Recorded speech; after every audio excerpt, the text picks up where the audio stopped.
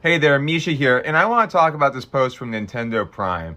And he hits on an important point, which is where there's a lot of misinformation, I feel like, with Nintendo consoles. But I think more broadly, what I want to expand on here with this video is talking about how people make video game consoles, companies, games, a huge part of their identity, sometimes in a deeply unhealthy way. So it's great if gaming is one of your hobbies and it allows you to connect with other people. And I think no matter what, yes, in a way, gaming is a part of who we are. How we present ourselves, what we do in our free time, who we play it with, does determine the type of person, that we are. However, for example, I'm not working at Nintendo. My family has not worked at Nintendo. I don't date anyone that works at Nintendo. I like Nintendo a lot. I bought a decent amount of products from them over the years. So for me, if someone says they hate Nintendo, well, okay, cool. I'm not signed to a contract to do PR for them, and I have no interest or desire to try and force someone to play a video game console or any game or do anything that they don't want to do. Enjoy what you like to enjoy. However, what I find people sometimes do is they get on a team dynamic and they suddenly go, oh, so you like Nintendo? Or you like Sony? Or you like Xbox? Or you like this game? And then they dive into treating you like you are a caricature and someone that is almost not even human in a way. And I think that's something gamers sometimes forget. Like, we're all humans, well, except for the bots that are playing, I guess, and the bots were playing on social media. But we're all humans, right? And for me, a good example of this would be when I bought Pokemon LeafGreen.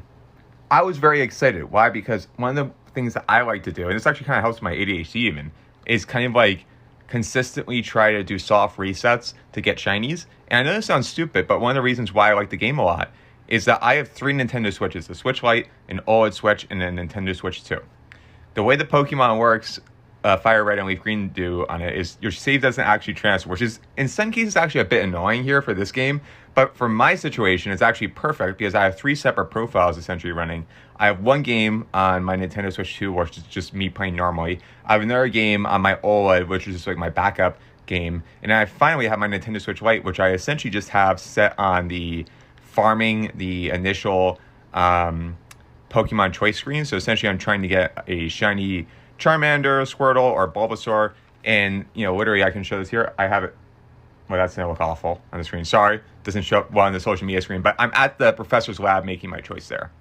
So with that, for me, I think that's completely normal gaming activity. It was $20, and I essentially get a online license, right, from Nintendo to access the game. I'm not the smartest guy in the world. I don't want to act like I'm the smartest guy in the world. If you see my, more of my content profiles, this is just my personal account, you can see that I use a turtle. So, I am a little bit slow. I am a little bit of an idiot, but I'm not the biggest idiot in the world. I know how to emulate games. I have oftentimes handhelds, and I have PCs, and I have my Pixel Fold, which I use to emulate a lot of games. I have a lot of 3DS games that I'm trying to emulate right now on my Pixel Fold, and they look stunning. I'm going to be posting videos to the channel.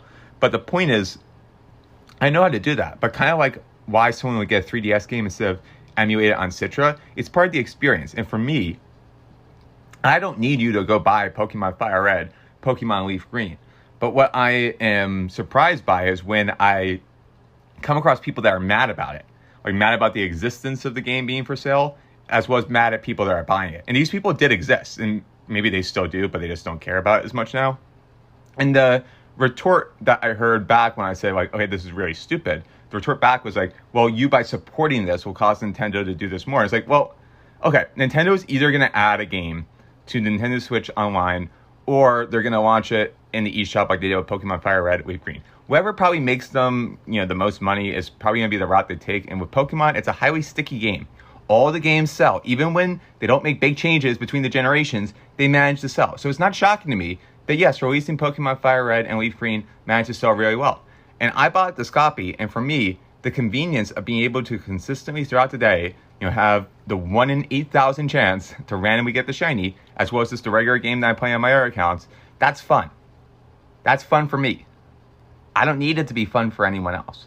And for me, that's what I consider positive, healthy gaming experience. Gaming doesn't have to be an addiction. It doesn't have to be overtaking your life. It doesn't have to be, you're the only thing about your identity. You can make it what you want it to be. And for me, it's that. So, guys, I'm going to end this video here. I just wanted to go off of this, and, it's cool. I'm uploading this video. It's over 5 minutes, but if you like the video, please like, share, subscribe, follow. I'm posting this on most of the channels, but, I like to talk about video games and other stuff in the world. And if you like this guy that I am making a video of, make sure to follow him too, because, I'm making the content off of this content that I see here. So, it's good to support people if you like their ideas. So go check it out. Anyway, later, y'all.